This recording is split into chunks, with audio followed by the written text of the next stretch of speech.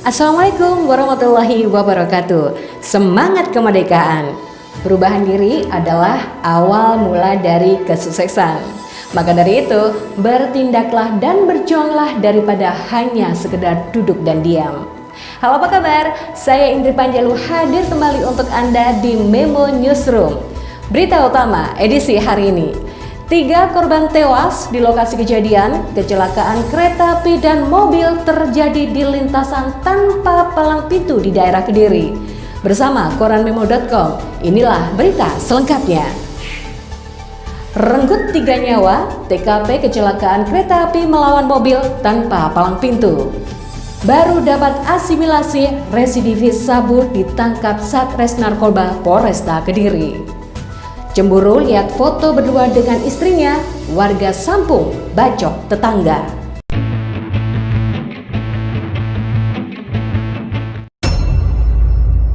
Kecelakaan lalu lintas antara kereta api Indoho jurusan Kertosono Malang dengan mobil Isuzu Panther AG 1389 GM di Dusun Gempolan, Desa Baye, Kecamatan Kayen Kidul, Kabupaten Kediri yang menyebabkan 3 orang tewas di lokasi kejadian.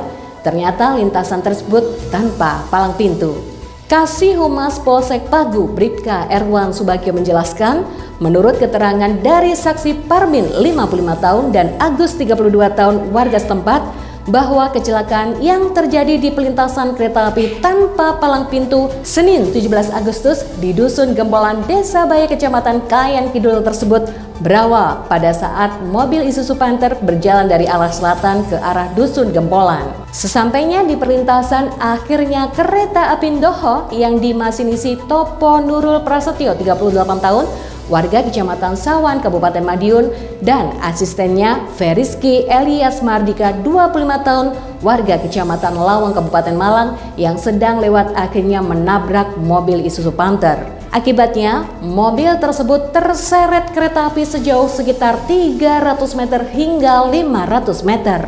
Dikatakan dari kejadian tersebut 3 orang dinyatakan meninggal dunia di lokasi kejadian, yaitu Suwiton 60 tahun dan Nur Kotim 55 tahun warga Desa Ngebrak, Kecamatan Gampeng Rejo, Kabupaten Kediri, serta Eti 50 tahun warga Kelurahan Ngampel, Kecamatan Majoroto, Kota Kediri. Ditambahkan 3 jenazah tersebut langsung dibawa ke Rumah Sakit Bayangkara Kota Kediri untuk penanganan lebih lanjut.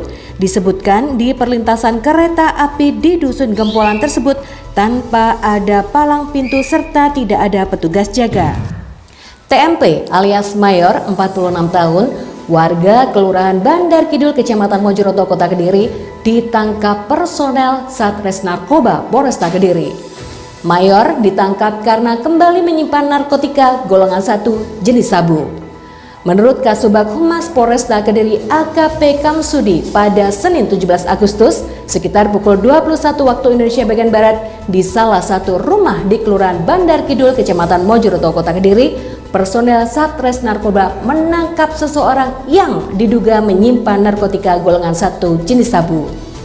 Dari hasil penggeledahan, kata AKP Kamsudi, ditemukan barang bukti berupa 2 plastik klip berisi narkotika jenis sabu dan 1 unit telepon genggam atau HP yang digunakan sebagai sarana transaksi narkotika jenis sabu. Dikatakan selanjutnya personel membawa Mayor dan barang bukti ke Mapolresta Kediri untuk melakukan penyelidikan lebih lanjut. Untuk barang bukti yaitu 1 klip berisi sabu dengan berat 9,64 gram dan 1 klip berisi 2,09 gram sabu.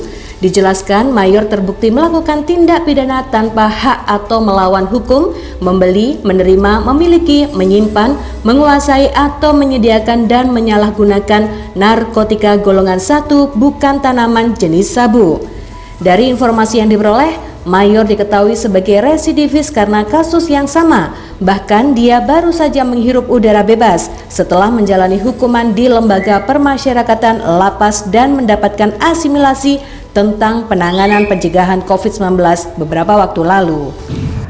Warga Dukuh Kroyo, Desa Gelang Kulon, Kecamatan Sampung Ponorogo geger.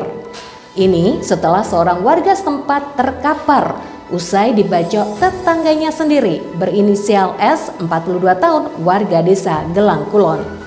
Peristiwa ini terjadi pada Senin 17 Agustus sore. Ketika itu, S yang terbakar cemburu lantaran melihat foto istrinya bersanding dengan korban M, 35 tahun, muncul di media sosial. Bersama sang istri, tersangka pun melabrak korban untuk mengklarifikasi foto yang diklaim editan oleh sang istri.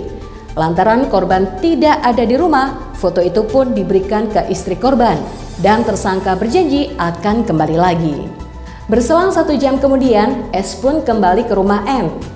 Keduanya lantas terlibat cekcok hingga berakhir dengan aksi pembacokan yang dilakukan S.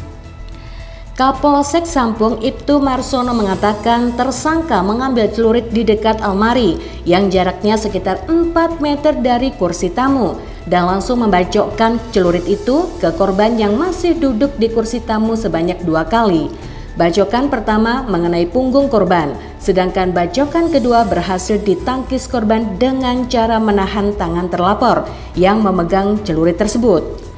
Diungkapkan akibat aksi brutal S, korban M mengalami luka parah di bagian punggung.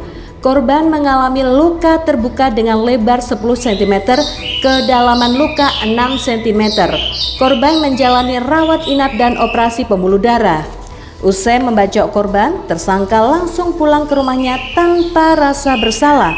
Sementara korban langsung dilarikan ke Rumah Sakit Umum Daerah Dr. Harjono Ponorogo. Petugas yang melakukan penyelidikan kasus ini langsung menciduk tersangka di rumahnya tanpa perlawanan. Demikian tadi Memo Newsroom untuk edisi hari ini. Jangan lupa like, komen, dan subscribe di koranmemo.com. Terima kasih kebersamanya. Saya Indri Panjalu bersama tim yang bertugas pamit. Mohon maaf bila ada salah kata. Wassalamualaikum warahmatullahi wabarakatuh.